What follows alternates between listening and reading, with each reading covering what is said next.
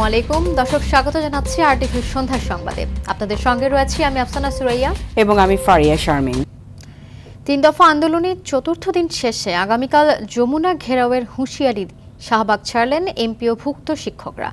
প্রায় 2.5 ঘন্টা অবরোধের পর 4:45টার দিকে শাহবাগ মোড় থেকে মিছিল নিয়ে কেন্দ্রীয় শহীদ মিনারের দিকে যান তারা। এর আগে যান চলাচল বিঘ্ন হওয়ায় সৃষ্টি হয় ব্যাপক যানজটের। এদিকে দাবি পূরণে বেসরকারি শিক্ষা প্রতিষ্ঠানের শিক্ষক কর্মচারীদের বাড়ি ভাড়া বাড়ানোর প্রস্তাব অর্থ মন্ত্রণালয়ে পাঠিয়েছে শিক্ষা মন্ত্রণালয়।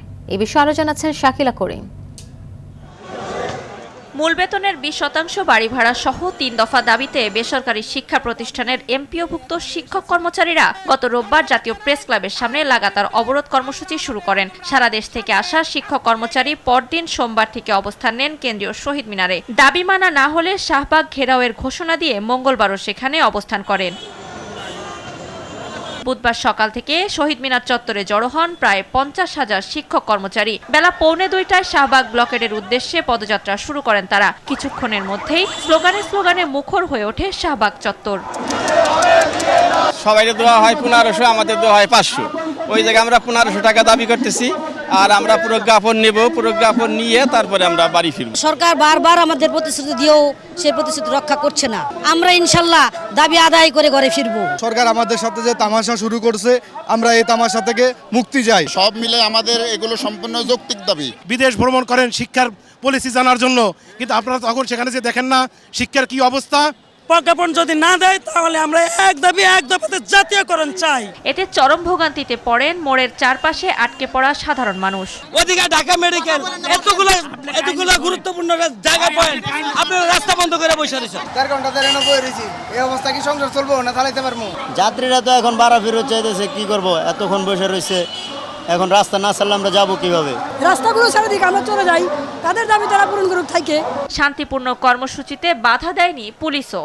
আইন শৃঙ্খলা বাহিনীর পক্ষ থেকে ওরা যারা আসছে, আমরা এদিকে যেন না যাই, আমরা আপাতত দেখতেছি, কথা বলতেছি, তাদেরকে অনুরোধ করব তারা যেন যত দ্রুত সম্ভব এখান থেকে সরে যায়। 2.5 ঘন্টার বেশি সময় পর বিকেল 5টার আগে শাহবাগ ছেড়ে কেন্দ্রীয় শহীদ মিনারে ফিরে যান আন্দোলনকারীরা। শাকিলা করিম, আরটিভি, ঢাকা। একদিন পর নিয়ন্ত্রণে এসেছে রাজধানীর মিরপুরে কেমিক্যাল গুদামে লাগা আগুন। ঘটনাস্থল পরিদর্শন করেছে বুয়েটের বিশেষজ্ঞ দল ও সমাজ কল্যাণ উপদেষ্টা। এদিকে নিহতের স্বজনদের আহাজারিতে ভারী হয়ে উঠেছে ঢাকা মেডিকেল। প্রিয়জনের মরদেহ খুঁজে পেতে স্বজনরা ভিড় জমান মর্গে। লাশ শনাক্তে ডিএনএ টেস্টের নমুনা সংগ্রহ করছে পুলিশ। শাকিবুর রহমানকে সঙ্গে নিয়ে রাকিব হাসানের রিপোর্টে থাকছে বিস্তারিত। টানা একদিনের বেশি সময় ধরে জ্বলে মিরপুরের কেমিক্যাল গোডাউন। শুধু ক্লোরিন গ্যাসে নয়, নিখোঁজ স্বজনদের দীর্ঘশ্বাসেও ভারী হচ্ছে মিরপুরের বাতাস। বুধবার সকালেও দেখা যায় কেমিক্যালের গোদাম থেকে ধোঁয়ার কুণ্ডলী। ফায়ার সার্ভিসের হেজমেট টিম কেমিক্যাল গোদামের দিকে প্রবেশ করলে সেখানকার অবস্থা ভয়াবহ হয় ফিরে আসে। কিছুক্ষণ পর আবার চেষ্টা চালিয়ে গোডাউনের দরজা ভাঙতে সক্ষম হয়। প্রচণ্ড ঘন ধোঁয়ার কারণে আগুন নিয়ন্ত্রণে আনতে বেগ পেতে হয় ফায়ার সার্ভিসকে। দীর্ঘ 27 ঘন্টা পর আগুন নিয়ন্ত্রণে আনেন তারা। ঘটনাস্থল পরিদর্শনে এসে সমাজ কল্যাণ উপদেষ্টা জানান, দোষীদের বিরুদ্ধে ব্যবস্থা নিতে প্রয়োজনে আইন পরিবর্তন করা হবে।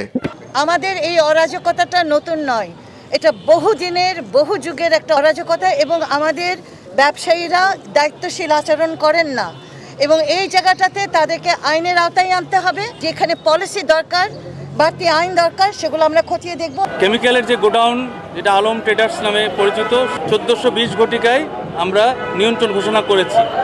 ধারণা করা হচ্ছে যে এখানে হয়তো মানুষ ছিল না, তবে তারপরেও সার্চ অপারেশন না চালানো পর্যন্ত আমরা বলতে পারবো না যে এখানে কতটা মানুষ ছিল অথবা ছিল না। ভবনের গলির মুখে নিখোঁজ ব্যক্তিদের ছবি নিয়ে দাঁড়িয়ে থাকতে দেখা যায় স্বজনদের। শুধু ফোনটা রিসিভ করে বলছে যে আল্লাহ বাঁচাও, আগুন আগুন, আল্লাহ বাঁচাও। কালকে তো খুঁজছি, আজকে সকাল থেকে এক গ্রুপ এই জায়গায় খুঁজে গেছে, তারপর ওই জায়গায় আরো আছে, ওই জায়গায় এখনো প্রায় 7-8 জন লোক আছে, খুঁজতেছে, এখনো কোনো খোঁজ পাইতেছি। আমার সোনা ভাই কি কইয়াছে? এদিকে পোড়া গন্ধ আর আহাজারিতে ভারী ঢাকা মেডিকেল কলেজ হাসপাতাল। মৃতদেহ থেকে পরিহিত জামা কাপড় দেখে 10 থেকে 12 জনকে শনাক্ত করে স্বজনরা। কালকে সন্ধ্যা 6টার ভিতরে আমরা কোনো সন্ধান পাইতেছি না। হাতে একটা ঘড়ি পরতো সবসময় এবং হাতে একটা আংটি ছিল। ওইটা দেখে কনফার্ম হয়েছে যে এটা মামুন। ঢাকা মেডিকেলের পরিচালক জানান, সিআইডির ফরেনসিক দল নমুনা সংগ্রহ করছে। পরিচয় শনাক্ত হলে মরদেহ হস্তান্তর করা হবে। আমরা ডেড বডিগুলোকে প্রিজার্ভ করেছি এবং আমরা চেষ্টা করব যত দ্রুত সম্ভব এগুলো মানে তাদের আত্মীয় স্বজন বা যারা দাবি করছে প্রশাসনের বা পুলিশের সহায়তায় তাদের কাছে হস্তান্তর করবে। কেবল রূপনগরের কেমিক্যাল দুর্ঘটনা নয়, গেল 5 বছরে দেশে অন্তত 7টি বড় রাসায়নিক গুদাম ও কারখানায় আগুনের ঘটনায় প্রাণ ঝরেছে শতাধিক মানুষের। চুরিহাট্টা, সীতাকুণ্ড, রূপগঞ্জ, গাজীপুরের ভয়াবহতার পর সেই তালিকায় নতুন যুক্ত হল মিরপুরের রূপনগর। রাকিব হাসান, RTV, ঢাকা। দর্শক, এই মুহূর্তে রাজধানীর মিরপুরের ঘটনাস্থলে আছেন দীপ্ত চন্দ্র পাল, সেখান থেকে সরাসরি যুক্ত হচ্ছেন আমাদের সাথে। দীপ্ত, এখন ঘটনাস্থলের কি অবস্থা দেখছেন, আর রাসায়নিক ছড়িয়ে পড়ায় কি পদক্ষেপ নেওয়া হয়েছে, বিস্তারিত জানাবেন। আফসানা, আপনি জানেন যে এই যে মিরপুরের শেয়ারবাড়িতে যে কেমিক্যাল গোডাউন এবং গার্মেন্টস ফ্যাক্টরি রয়েছে, এই আগুনের ঘটনায় ইতিমধ্যে 16 জন মারা গিয়েছে এবং প্রায় 27 ঘন্টার চেষ্টায় ফায়ার সার্ভিস আজকে দুপুর 2:40 এই আগুন নিয়ন্ত্রণে আনতে সক্ষম হয়েছে। এবং আপনাকে যদি একটু দেখায়, আগুন নিয়ন্ত্রণে আসলেও যে ধোঁয়াগুলো রয়েছে এখনও কিন্তু ধোঁয়া আমরা দেখতে পাচ্ছি এবং আমরা ফায়ার সার্ভিসের সঙ্গে কথা বলেছি, তারা যেটি জানিয়েছেন এই ধোঁয়া আরও বেশ কয়েক ঘন্টা থাকবে।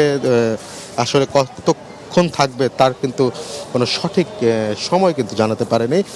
আর একটু যদি পাশাপাশি বলে রাখি, যেহেতু কেমিক্যাল গোডাউনে আগুন, সেই আগুনের যে কেমিক্যাল বিভিন্ন ধরনের বিষাক্ত যে কেমিক্যাল, সেই কেমিক্যাল কিন্তু পুড়েছে এবং এই যে ধোঁয়া আশপাশে ছড়িয়ে পড়ছে এবং ফায়ার সার্ভিসের পক্ষ থেকে যেটি বলা হয়েছে, আশপাশে যারা রয়েছে তাদেরকে দ্রুত স্থান ত্যাগ করতে, যদি জীবিকার প্রয়োজনে তা না পারা যায় তাহলে মাস্ক ব্যবহার করতে, এবং এইখানকার আশেপাশে যারা রয়েছে তাদেরকে কিন্তু ফায়ার সার্ভিস সরিয়ে দিচ্ছেন। তারপর উৎসুক জনতা কিন্তু মাঝে মাঝে ভিড় করছেন এবং আমরা বিকেলের পর থেকে আর কোনো সংগঠনকে আসতে দেখিনি। ইতিমধ্যে বিভিন্ন রাজনৈতিক সংগঠন এবং সরকারের পক্ষ থেকে আহত এবং নিহত পরিবারের জন্য যে আর্থিক ক্ষতিপূরণ সেটি কিন্তু দেয়া হয়েছে এবং শ্রম মন্ত্রণালয় থেকে 7 সদস্যের একটি কমিটি গঠন করা হয়েছে, যারা আগামী 7 দিনের ভিতর কী কারণে আগুন লাগলো, ক্ষয়ক্ষতির পরিমাণ সবকিছুর একটি প্রতিবেদন দেবে। তো আফসানা, এই ছিল আমার কাছে মিরপুর থেকে সবশেষ তথ্য। আফসানা, ধন্যবাদ দীপ্ত।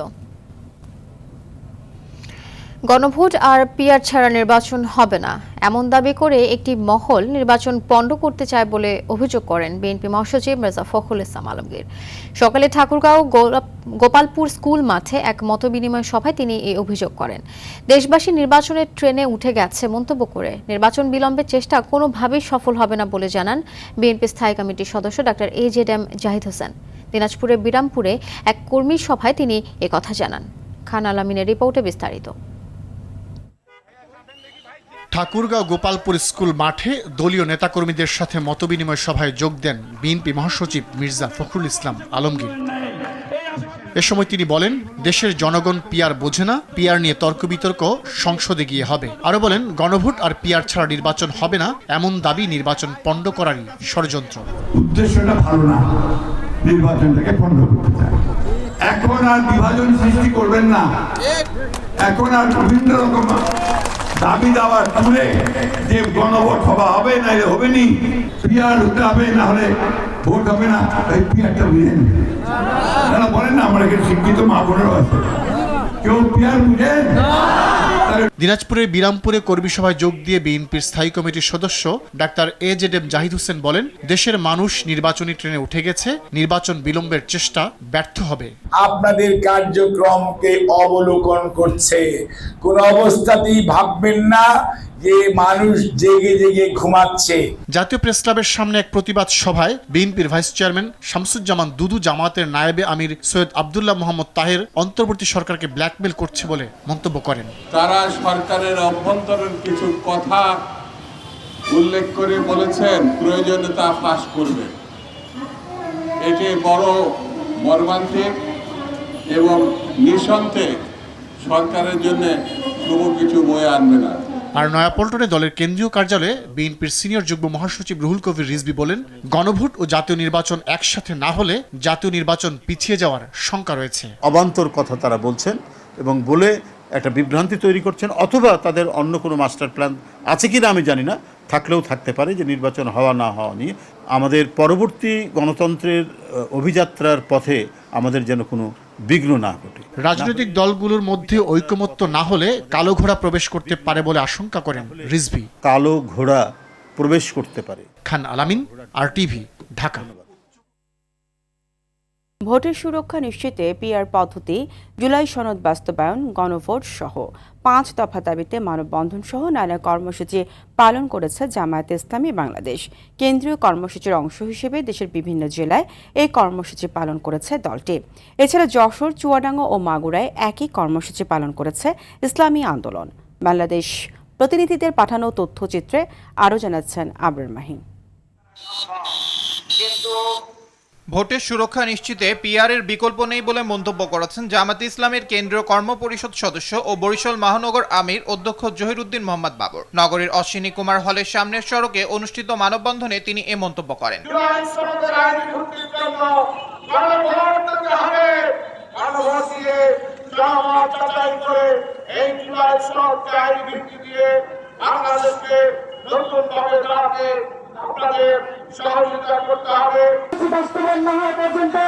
জুলাই সনদ বাস্তবায়ন না হলে ডক্টর মোহাম্মদ ইউনূসও অবৈধ হয়ে যাবেন। এই সরকারের মাধ্যমে নির্বাচনও অবৈধ হবে। ঝালকাঠিতে কেন্দ্রীয় কর্মসূচির অংশ হিসেবে অনুষ্ঠিত মানববন্ধনে জেলা জামায়াতের আমির অ্যাডভোকেট হাফিজুর রহমান এসব কথা বলেন।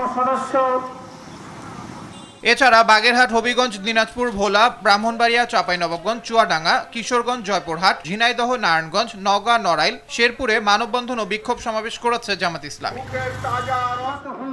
এদিকে জুলাই সনদে পিআর যুক্ত করে নির্বাচনের আগে গণভোট সহ 5 দফা দাবিতে যশোর, চুয়াডাঙ্গা ও মাগুরায় একই কর্মসূচি পালন করেছে ইসলামী আন্দোলন বাংলাদেশ। আবরার মাহি, RTV। জুলাই জাতীয় সনদ বাস্তবায়ন বিষয়ে রাজনৈতিক দলগুলোর সঙ্গে বৈঠকে বসেছে জাতীয় ঐক্যমত্য কমিশন। সন্ধ্যা 6:20 রাজধানীর বেইলি রোডের ফরেন সার্ভিস একাডেমিতে ঐক্যমত্য কমিশনের সভাপতি প্রধান উপদেষ্টা ডক্টর মোহাম্মদ ইউনূসের সভাপতিত্বে বৈঠক শুরু হয়। বৈঠকে বিএনপি, জামায়াত ইসলামী, জাতীয় নাগরিক পার্টি, গণ অধিকার পরিষদ, নাগরিক ঐক্য সহ বিভিন্ন রাজনৈতিক দলের নেতারা অংশ নিয়েছে। জুলাই সনদ বাস্তবায়নের উপায় নিয়ে রাজনৈতিক মতভিন্নতার কারণে জুলাই জাতীয় সনদ স্বাক্ষর নিয়ে হঠাৎ অনিশ্চয়তা তৈরি হয়। এজন্যই রাজনৈতিক দলগুলোর সঙ্গে অতি জরুরি বৈঠক হচ্ছে। দুপুরে ঐক্যমত্য কমিশনের সদস্যদের সঙ্গে বৈঠক করেন প্রধান উপদেষ্টা। প্রধান উপদেষ্টা প্রেস উইং জানিয়েছে, বৈঠকে সিদ্ধান্ত হয়েছে শুক্রবার বিকেলে জুলাই সনদ স্বাক্ষর অনুষ্ঠান হবে। ফেব্রুয়ারি মাসে নির্বাচন অনুষ্ঠানের বিষয়ে সরকার বদ্ধপরিকর। এ নিয়ে সরকারের আর কোনো দ্বিতীয় চিন্তা নেই বলে জানিয়েছেন আইন উপদেষ্টা ডক্টর আসিফ নজরুল। তিনি বলেন, রাজনৈতিক দল নিষ্ঠার সঙ্গে জুলাই সনদের আলোচনায় অংশগ্রহণ করেন। জুলাই সনদ বাস্তবায়ন প্রক্রিয়া নিয়ে স্বাক্ষর করছে না, তবে সব দলই স্বাক্ষর করবে বলে আশা করেন তিনি। সচিবালয়ে সাংবাদিকদের সঙ্গে আলাপকালে কথা বলেন। বিচার বিভাগীয় আলাদা সচিবালয় গঠনের প্রস্তাব আগামী কয়েক সপ্তাহের মধ্যে উপদেষ্টা পরিষদের বৈঠকে উপস্থাপন করা হচ্ছে বলে জানান আইন উপদেষ্টা।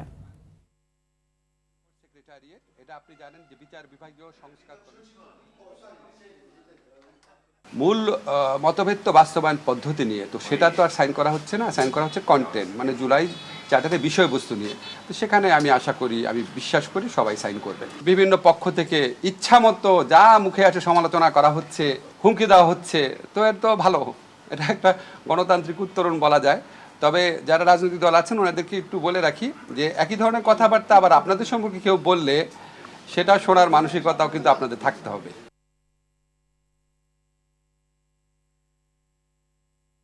জামায়াতের আমির ডাক্তার শফিকুর রহমানের সঙ্গে সৌজন্য দেখা করেন ঢাকায় নিযুক্ত নরওয়ের রাষ্ট্রদূত হ্যাকন আরাল গুলব্যানসন। দুপুরে আমিরের বসুন্ধরা কার্যালয়ে এই বৈঠক অনুষ্ঠিত হয়। বৈঠকে আসন্ন জাতীয় নির্বাচন অবাধ, সুষ্ঠু ও গ্রহণযোগ্য করতে নরওয়ের কারিগরি সহায়তা কামনা করেন জামায়াত আমির। বাংলাদেশ ও নরওয়ের দ্বিপাক্ষিক ব্যবসা বাণিজ্য, বিনিয়োগ ও অর্থনৈতিক সহযোগিতা ভবিষ্যতে আরও সম্প্রসারিত ও সুদৃঢ় হবে বলে আশা প্রকাশ করে দুপক্ষ। এ সময় জামায়াতের সেক্রেটারি জেনারেল অধ্যাপক মিয়া গোলাম পরওয়ার, সহকারী সেক্রেটারি জেনারেল এহসানুল মাহবুব জুবায়ের ও নির্বাহী পরিষদের সদস্য মোবারক হোসাইন উপস্থিত ছিলেন।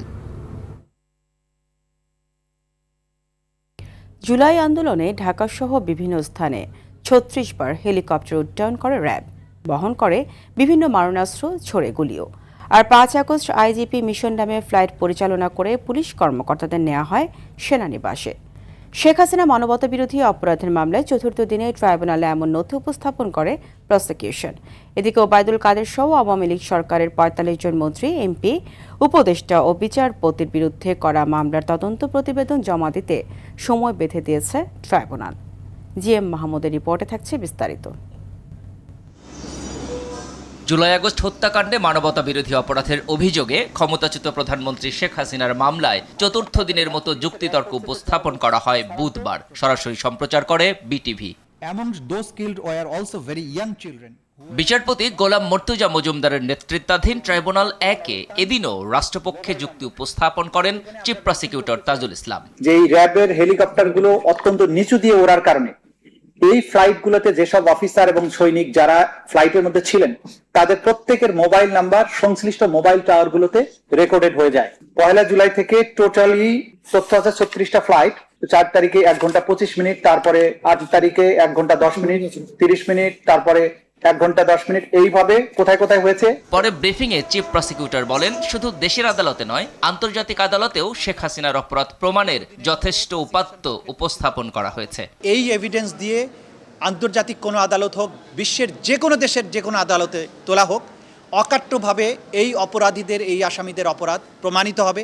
এই নির্দেশ এবং নির্দেশের এক্সিকিউশন এবং এটা যে একটা সুনির্দিষ্ট কাঠামো ফলো করে সুপিরিয়র কমান্ড থেকে অর্ডার আসা, তার নিচের টায়ারে, তার নিচের টায়ারে, তার নিচের টায়ারে, সমস্ত কিছু অকাট্যভাবে প্রমাণিত হয়েছে।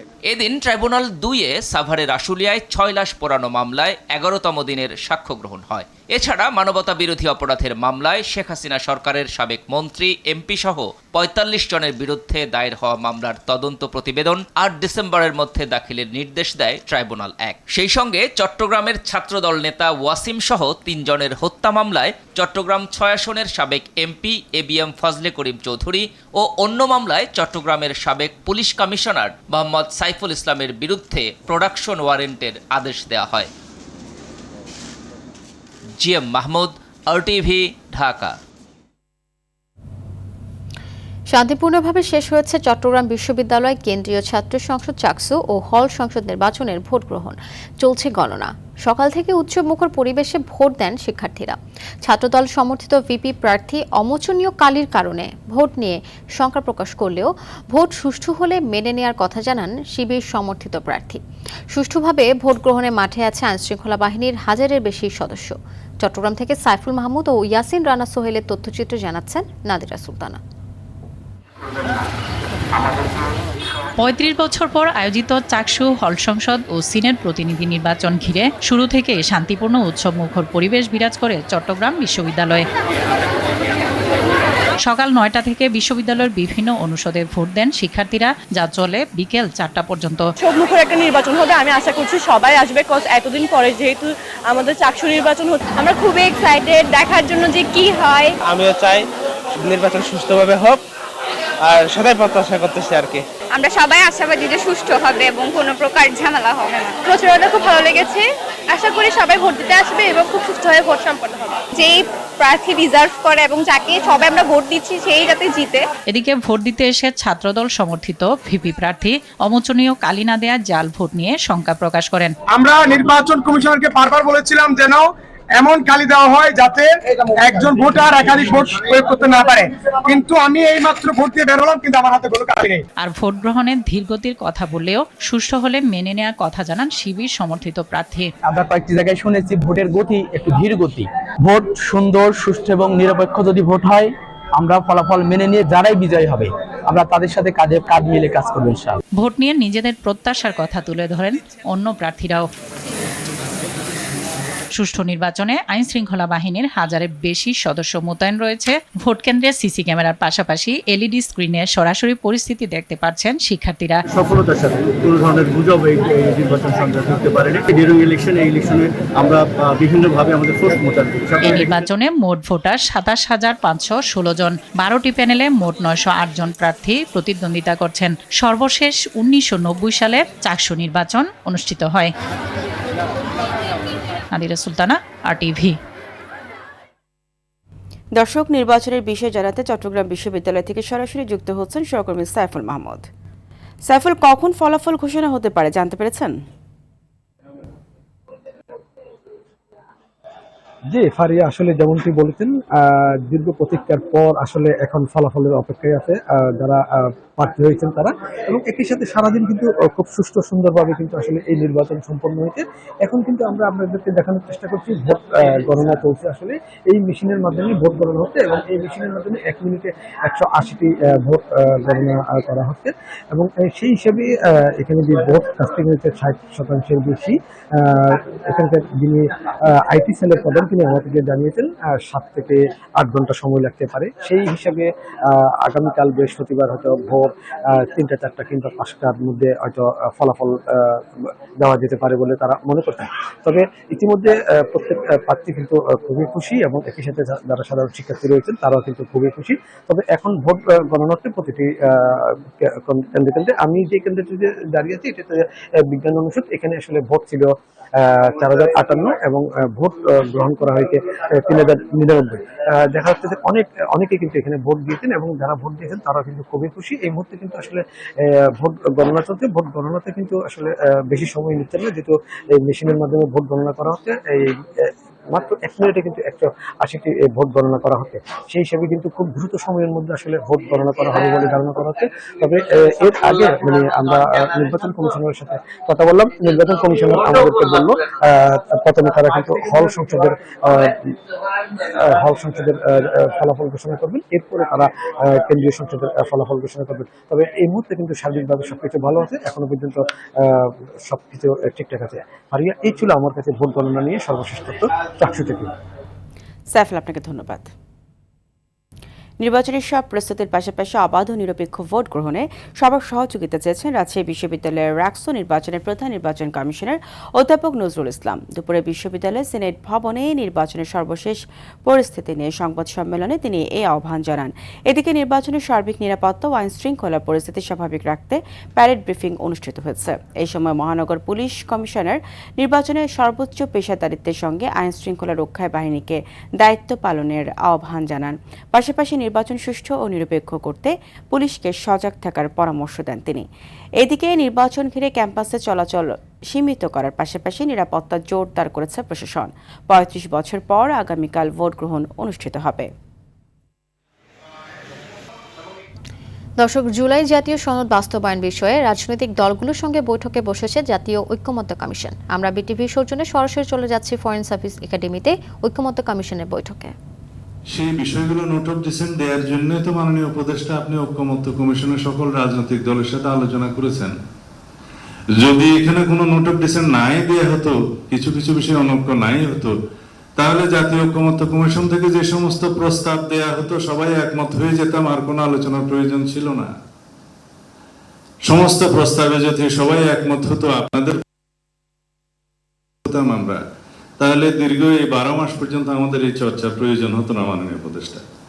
আর সমস্ত প্রস্তাবগুলো যেগুলো আমার শ্রদ্ধেয় বদিউল আলম মজুমদার সাহেব দিয়েছেন আর কি, এগুলো সব কিতাবে মানায়, বাস্তবের সাথে সেটার অনেক কিছু মিল ছিল না, যেটা আলোচনায় দেখা গিয়েছে। বাংলাদেশের রাজনৈতিক সংস্কৃতিতে এবং রাজনৈতিক ইতিহাসে যেগুলো সম্ভব, আমাদের কালচারাল স্টেটাসে যেগুলো সম্ভব, আমাদের মানবাধিকার পরিস্থিতি যেগুলো সম্ভব, ইভেন জুডিশিয়ারি জাজমেন্টও সেগুলো বিবেচনায় জুডিশিয়ারি জাজমেন্ট দেয়। কারণ এটা ব্রিটিশ নয়, এটা আমেরিকা নয়, এটা বাংলাদেশ। এখানে আমাদের ধর্মীয় কালচারকে বিবেচনায় নিতে হয়, আমাদের সামাজিক কালচারকে বিবেচনায় নিতে হয়, আমাদের দীর্ঘদিনের চর্চিত রাজনৈতিক কালচারকে বিবেচনায় নিতে হয়।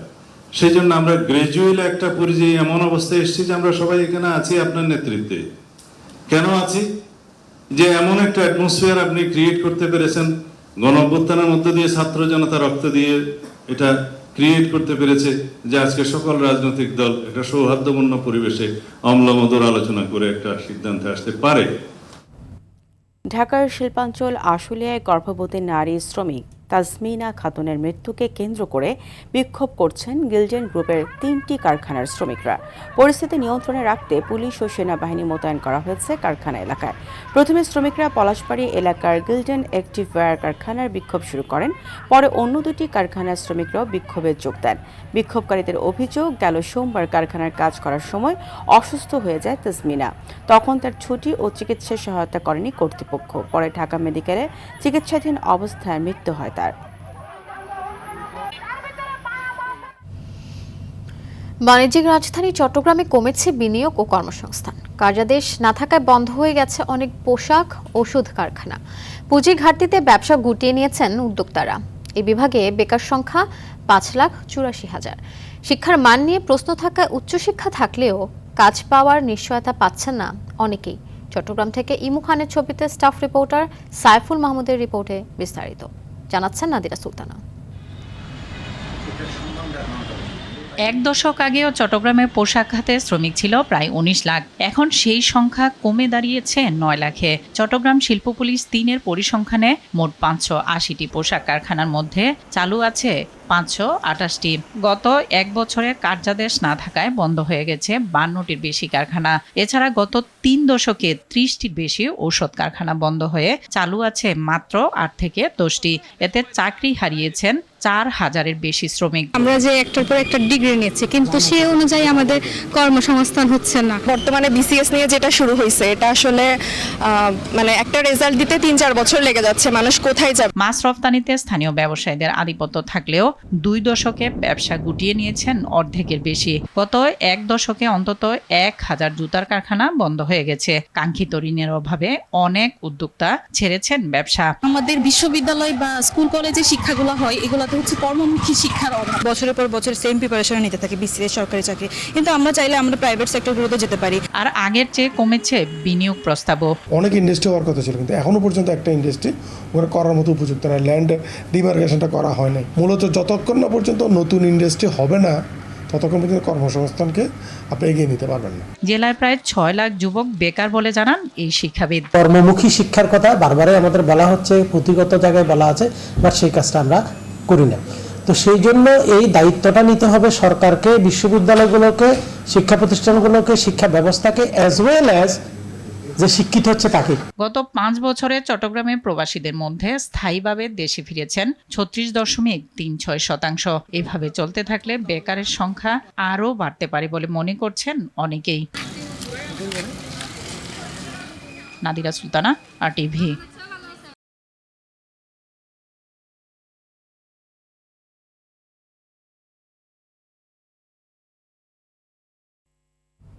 খেলার খবর।